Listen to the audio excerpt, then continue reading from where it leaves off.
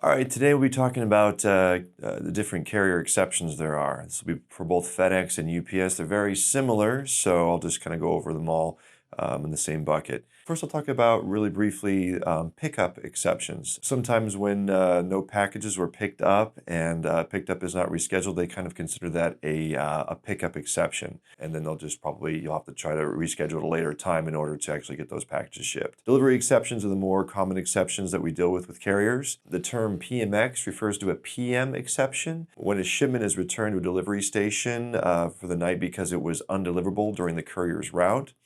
Such a delivery exception may occur because the package was incorrectly addressed, recipient was unavailable, etc. In many cases, delivery is reattempted the next day. So you can see things like that on the tracking page when you're basically looking up a tracking number to see your shipment status.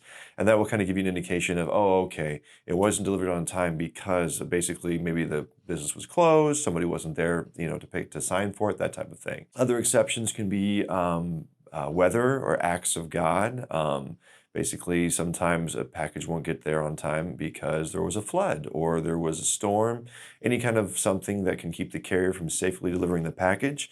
They will basically put that kind of exception message in the tracking page so you know exactly why your package wasn't delivered on time. Another type of exception would be a damaged package. Basically, if the package is damaged en route to the location, a lot of times what we'll do, the carrier will hold the package and kind of report of the damage, and that way the customer can see that and call either FedEx or UPS and file a claim for that damaged package when that's the exception.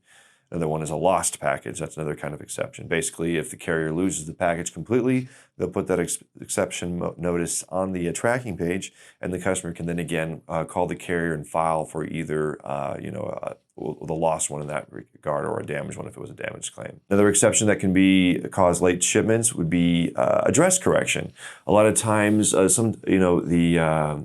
the shipper basically ships something, they'll put maybe the slightly wrong address. It could be a zip code number that's off by one. It could be a street number that's off or something like that. If that happens, it's hard for the carrier to deliver the package. So what they'll have to do is basically reach back out to the shipper to try to get the correct address information. In those examples, the package could be late. Not always, but sometimes it can be late because of that type of thing. And the carrier will put that messaging on the tracking page so that you know why your package was basically delivered late. Another one is package not properly labeled. If the package wasn't properly labeled, or maybe the label was damaged within transit and the carrier cannot read the barcode or can't read the address it's supposed to be delivered to, what the carrier will have to do is reach out to the customer again to kind of get the correct address information, maybe relabel it themselves after getting the correct information so that the package can be delivered. All these things can tie also to another type of exception, which is if you're trying to file for a refund on a package. Some of those ones I mentioned before can cause you not to be able to get a refund for a late delivery.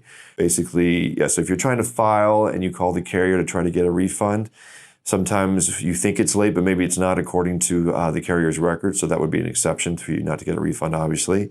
Also, the weather stuff that we talked about before, that would be an exception to getting a credit for any kind of late delivery. The package not being properly labeled is also one of those. Another one that's I didn't mention before is for an exception to get a refund is if the shipper did not timely and accurately transmit all the electronic data to the carrier. Basically, if the carrier is not notified electronically about a shipment that needs to be shipped after a certain cutoff time, basically an extra day will be added to that delivery time.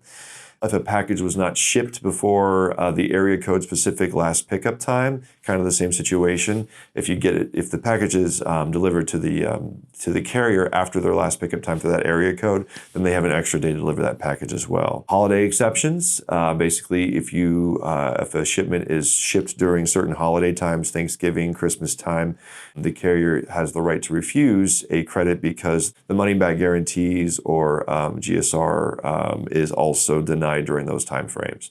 If the shipment contains special instructions like a call tag service or signature options, that also kind of is an exception to waiving the right for a late delivery refund. If there was a customs or security delay of some sort, that also waives the right for a refund credit. If the package met the definitions of additional handling, address corrections, oversize, or unauthorized signature, that also will waive the right for a credit refund. Also, if FedEx received a request to redirect the shipment from a delivery address to a hold at locations address, that's also an exception to get basically a credit for a refund. Or if the shipment was undeliverable or returned, that also waives the right for a refund delivery. And that is a big list of exceptions that I wanted to share with you. Thank you very much.